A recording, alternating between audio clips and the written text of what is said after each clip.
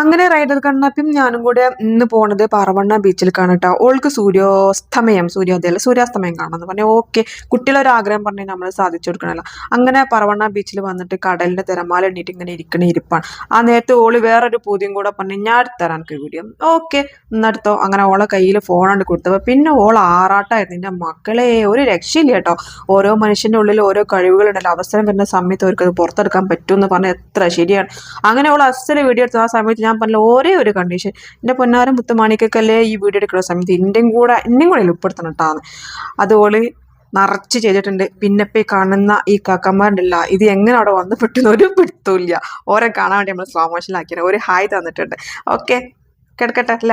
അങ്ങനെ നമ്മളിങ്ങനെ കടാപ്പുറത്ത് ഇങ്ങനെ ഇരിക്കുകയാണ്. ആ സമയത്ത് ഒരു കാക്ക വന്ന് കയ്യിൽ തൂറിയിട്ടൊക്കെ ഉണ്ട്. പക്ഷെ എന്നെ വീഡിയോ എടുത്തില്ല. മോശമല്ലേ, കാക്കക്കും മോശമല്ലേ. അങ്ങനെ ഇരിക്കുമ്പം സൂര്യോദയമല്ല സൂര്യാസ്തമയം.